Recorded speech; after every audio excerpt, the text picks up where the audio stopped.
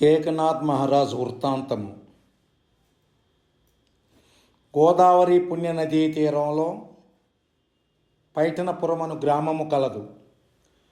ఆ గ్రామములో సూర్యాజీరావు, రుక్మాబాయి అను దంపతులు ఉండేవారు. నిత్యానుష్ఠాన పరులై, అతిథి అభాగ్యత సేవా తత్పరులై ఆదర్శ గృహస్థ జీవనమును సాగిస్తూ జీవిస్తుండేవారు.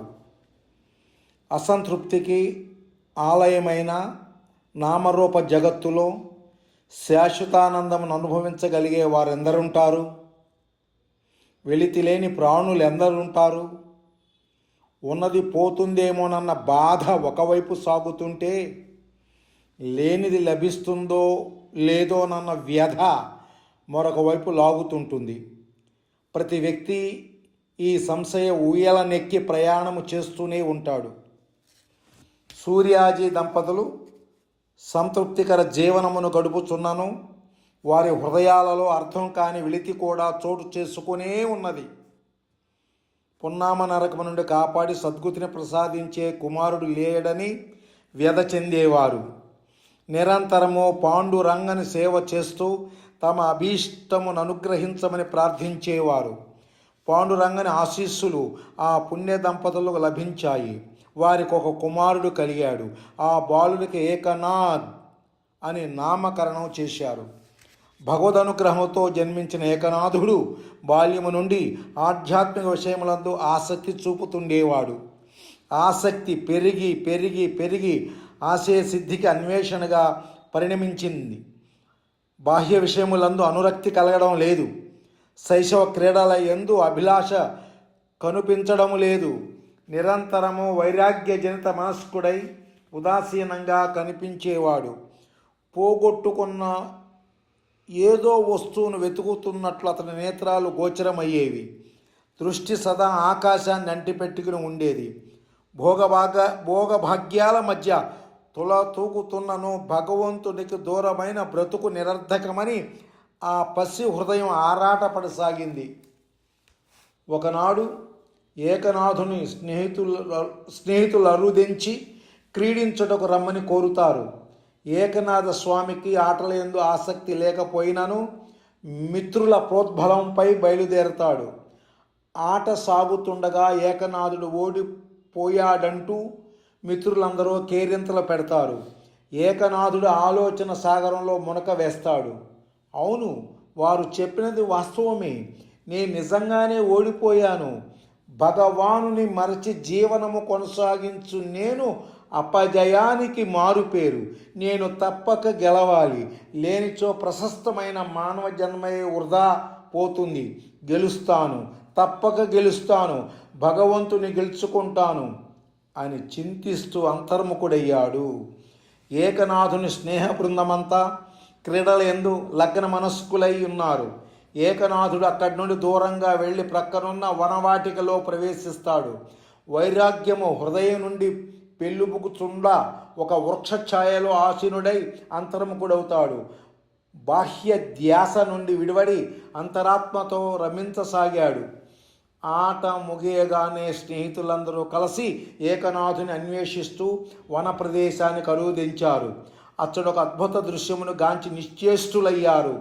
ఏకనాథ స్వామి ధ్యాన స్థితిలో ఉండ త్రాచుపాము అతని మెడను చుట్టి తన పడగతో స్వామి శిరస్సుకు గొడుగు పట్టినట్లు నిలిచి ఉండుట చూస్తారు.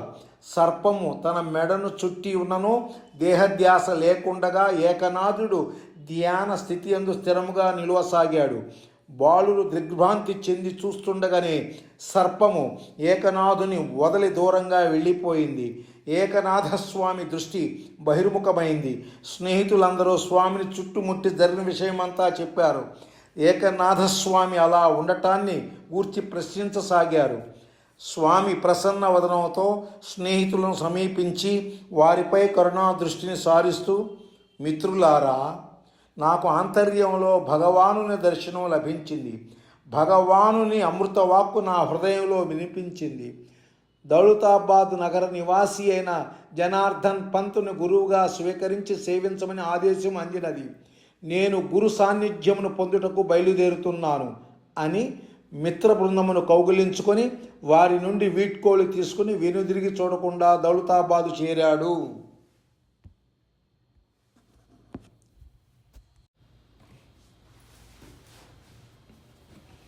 గురు జనార్దన పంతు గృహస్థుడు. తాను సంసారములో యున్నను తనలో సంసారం లేకుండా జీవించిన మహాజ్ఞాని. దత్తాత్రేయ ఉపాసకులు. ప్రతి గురువారము తాను ఒక అరణ్య ప్రదేశమునకు వెళ్ళి అక్కడ దత్తాత్రేయుల వారి దర్శనము పొంది తృప్తి చెందేవాడు. తాను తృప్తికర అంతఃకరణతో జీవిస్తూ తమ దరిచేరు జిజ్ఞాసువులకు మార్గమును చూపి నడిపిస్తుండేవాడు. అట్టి శ్రోత్రియ బ్రహ్మనిష్ఠులైన గురు జనార్దనుల వారిని ఆశ్రయించి సేవించి ధన్యత నొందమని హృదయాంతర్యామి అయిన భక్తవత్సల భగవానుడు ఏకనాథస్వామిని ఆదేశించాడు. భగవదాజ్ఞను శిరసావహించి ఏకనాథస్వామి దౌలతాబాద్ చేరి గురు జనార్దనుని పాదాలను ఆశ్రయించారు. జనార్దనుడు ఏకనాథుని శిష్యునిగా స్వీకరించాడు. మంత్రదీక్ష ఇవ్వకుండా తన ఇంటి ఖర్చుల పద్దులను ఒక పుస్తకములో వ్రాస్తుండమని తెలియచేశాడు. సద్గురుని ఆదేశానుసారము ఏకనాథుడు జనార్దనుని ఇంటి పద్దులను రాయిచుండెడివాడు. ఒకనాడు పద్దులన్నిటినీ కూడికలు చేయుచుండగా ఒక పైసా తేడా కనిపించింది. ఏకనాథుడు ఎంత శ్రమించినను ఆ తేడాను గుర్తించి సరిచేయలేకపోయాడు. రాత్రంతా కంటిపై రెప్ప వేయకుండా పరిశ్రమించాడు. సూర్యోదయ సమయానికి కూడికలో జరిగిన తప్పిదమును గుర్తించాడు. అలా గుర్తించి గలిగితినన్న సంతోషములో ఎగిరి గంతులేస్తూ శబ్దం చేయసాగాడు. ఏకనాథుని విచిత్ర ప్రవర్తనకు కారణం తెలియక గురు జనార్దనుడు పూజాగృహం నుండి వెలుపలకి వచ్చి తన పారవశ్యానికి కారణము తెలియచేయమని ఏకనాథుని ప్రశ్నిస్తాడు. తాను కూడికలో చేసిన తప్పిదమును దాన్ని గ్రహించి సరిచేసిన రీతిని పోసగుచ్చినట్లు గురువుగారికి తెలియచేస్తాడు ఏకనాథుడు. ఏకనాథుని ఏకాగ్రతను బుద్ధి సూక్ష్మతను గ్రహించి జనార్దనుడు తృప్తి చెందుతాడు. కర్తవ్యపరాయణుడైన ఏకనాథుని అంతఃకరణ మంత్రదీక్షకు అనుగుణ్యంగా ఉన్నదని గ్రహిస్తాడు. కుమారా ఏకనాథ, ఈశ్వరార్పణ బుద్ధితో ఆచరింపబడిన కర్మలు మానవునికి ఆధ్యాత్మికోన్నతిని కలిగిస్తాయి. గృహ పద్దులను సరిచేయుటకు నీవు ఉపయోగించిన ఏకాగ్రతను భగవానునిపై వినియోగించినచో అనిర్వచనీయ ఆనందమును పొందగలవు అని పరోక్షంగా జ్ఞానోపదేశము చేశారు గురు జనార్దనులు. గురుబోధ ఏకనాథునిలో నిద్రాణమై ఉన్న ఆధ్యాత్మిక శక్తిని ప్రజ్వలింపచేసింది. ఏకనాథుడు భగవద్దర్శనము కొరకు పరమ విరహాసక్తితో తప్పించిపోసాగాడు.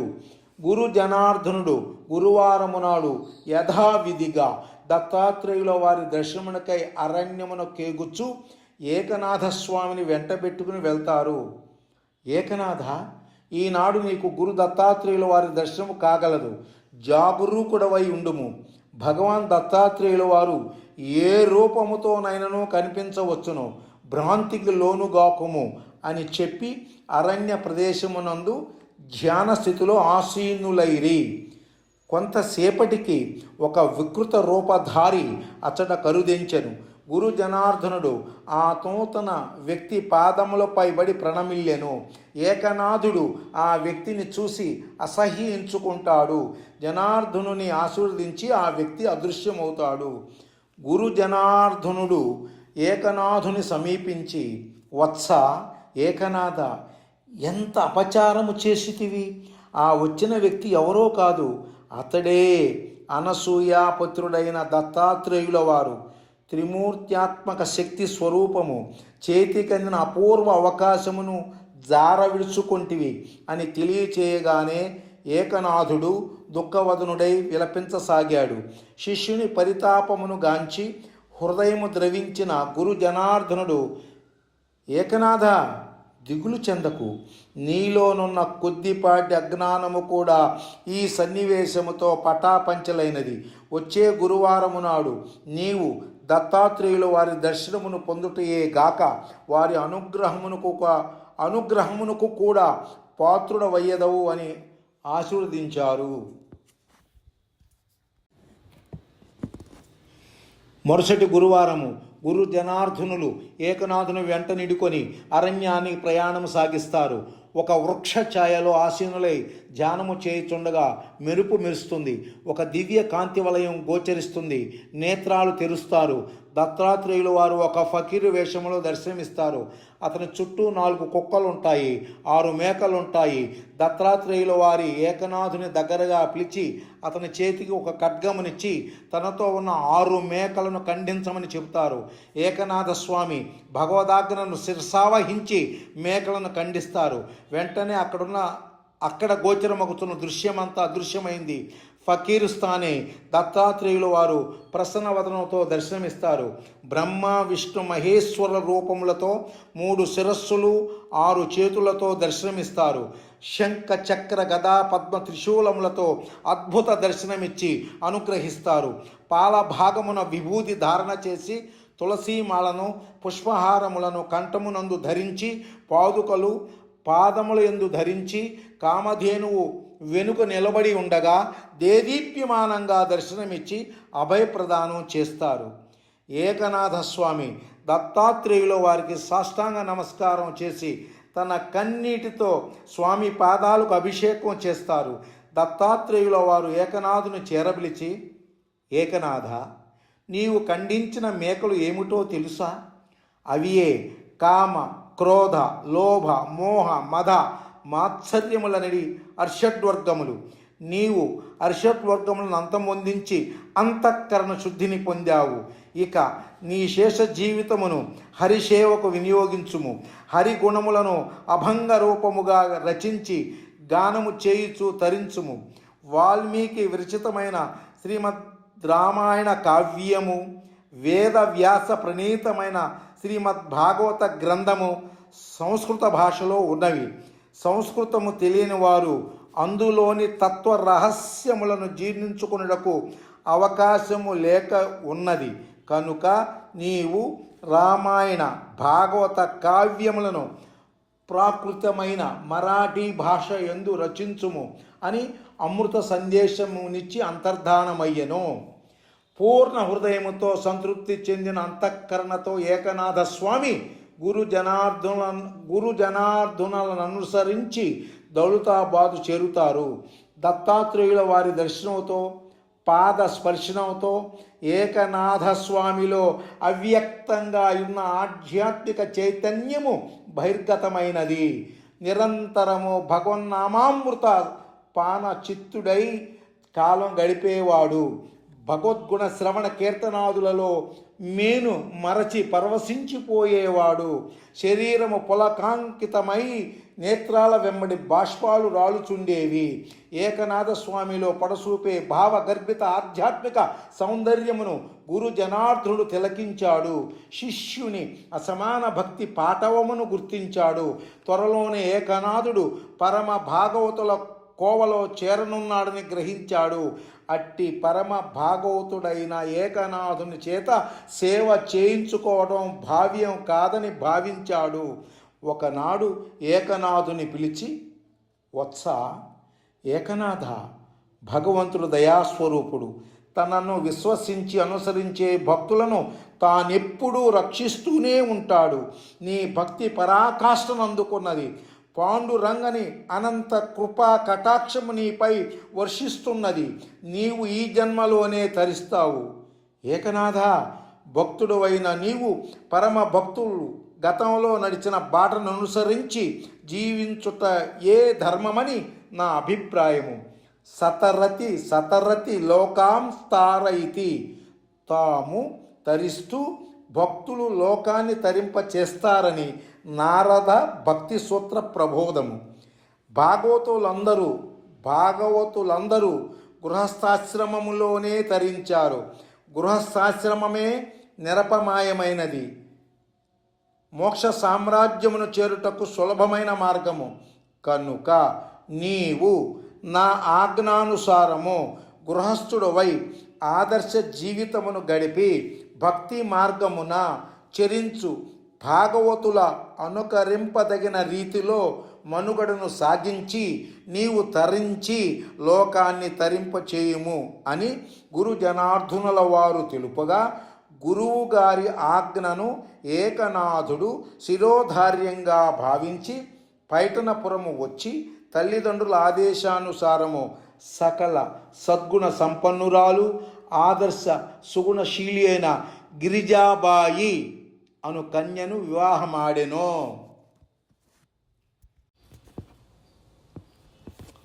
అతిథి అభ్యాగతులను ఆదరిస్తూ న్యాయ మార్గములో జీవనమును కొనసాగిస్తూ ఏకనాథ దంపతులు జీవించసాగారు. భగవదనుగ్రహంతో వారికి సంతానము కలిగినది. కుమార్తెలకు గోదూబాయి, గంగాబాయి అనియు, కుమారునికి హరిపండితుడనియు నామధారణ చేశారు. హరిపండితునిలో బాల్యమునందే ప్రజ్ఞా పాటవములు విరబూసినవి. సంస్కృత భాషను అభ్యసించుటకు, వేద వాంగ్మయమును ఆపోషించుటకు అనుకూలమైన లక్షణములు హరిపండితునిలో ఏకనాథ స్వామికి గోచరించినవి. హరిపండితుని సంస్కృత విద్యాభ్యాసమునకై కాశీనగరానికి పంపడము జరిగింది. ఏకనాథుని జీవన ప్రకాశము నలువైపులా వ్యాపించినది. అతని శీల సౌరభవము దశ దిశలా అలుముకున్నది. ఏకనాథ స్వామి పరమ భాగవతుడని జనులు వేనోళ్ల కొనియాడసాగారు. క్రోధ రాక్షసి కోరలు తీసిన కారుణ్యమూర్తి ఏకనాథ స్వామి అని ప్రజలు ప్రశంసించసాగిరి. పైఠనపురములో ఒక పండితుడు ఉండేవాడు. అతడు ధనికుడనే గర్వముతో విర్రవీగుచుండేవాడు. తాను తప్ప మరి ఒక భక్తుడుండకూడదని అతని అభిప్రాయము. పుస్తక పాండిత్యమే గాని మస్తక ప్రావీణ్యము లేని అసంస్కారి ఏకనాథ స్వామిని గూర్చి ప్రజలు చేయు ప్రశంసలు అతనికి కర్ణ కఠోరములుగా వినిపించేవి. ఎలాగైనా ఏకనాథ స్వామిని పదుగురిలో చులకన చేయాలని దృఢ సంకల్పముతో వ్యూహ నిర్మాణము చేయసాగాడు. ఒకనాడు ఒక బ్రాహ్మణుడు పండితుని వద్దకు వస్తాడు. తన కుమార్తెకు వివాహము చేయలేని స్థితిలో ఆర్థిక ఇబ్బందులతో జీవిస్తున్నాననియు కనుక సహకరించి ఆర్థిక సహాయము చేయమని పండితుని కోరతాడు. ఏకనాథ స్వామిపై తనకున్న పగను తీర్చుకునేందుకు అనువైన అవకాశం దొరికిందని ధనికుడైన పండితుడు భావిస్తాడు. విప్రునికి ధన సహాయం చేయుటకు తన సమ్మతిని తెలియచేస్తూ, అయితే ఆ విప్రుడు ఏకనాథ స్వామికి కోపము తెప్పించవలయునని ప్రకటిస్తాడు. ధన ప్రలోభానికి లోనైన బ్రాహ్మణుడు పండితుని షరతును ఒప్పుకుంటాడు. పేదవాడైన తాను తన కుమార్తెకు వివాహము చేయుటకు మంచి అవకాశము లభించినట్లు భావిస్తాడు. ఏకనాథ స్వామి గోదావరి పుణ్యతీర్థంలో స్నానమాచరించుట విప్రుడు చూస్తాడు. స్వామి స్నానమాచరించి గట్టు మీదకు రాగానే విప్రుడు ఏకనాథుని సమీపించి స్వామిపై ఉమ్మి వేస్తాడు. గోదావరి పుణ్యతీర్థంలో స్నానం ఆచరించి పవిత్రంగా ఆలయ ప్రవేశము చేసి భగవానుని దర్శించడానికి వెళుతున్న ఏకనాథుణ్ణి తన ఉమ్మిచే విప్రుడు అపవిత్రం చేయుట చేత ఏకనాథ స్వామి పునఃస్నానమాచరించుటకు పుణ్య గోదావరిలో దిగారు. రెండవసారి స్నానమాచరించి గట్టు మీదకు వచ్చారు. విప్రుడు మళ్ళీ నిస్సంకోచముగా ఏకనాథ స్వామిపై ఉమ్మి వేస్తాడు. ఏకనాథుడు తన ముఖములో ఏమాత్రము విషాదము గాని విస్మయము గాని పొడసోపకనే వెళ్ళి గోదావరిలో దిగి మరలా స్నానమాచరించి గట్టు మీదకు వచ్చాడు. విప్రునికి ఆశ్చర్యం వేసింది. తాను 2 పర్యాయములు ఉమ్మి వేసినను ఏ విధమైన కోపమును ప్రకటించకనే స్వామి వెళ్ళి స్నానమాచరించి వస్తున్నాడు. ఏమి చేయాలో ఆ బ్రాహ్మణునికి అవగతం కాలేదు.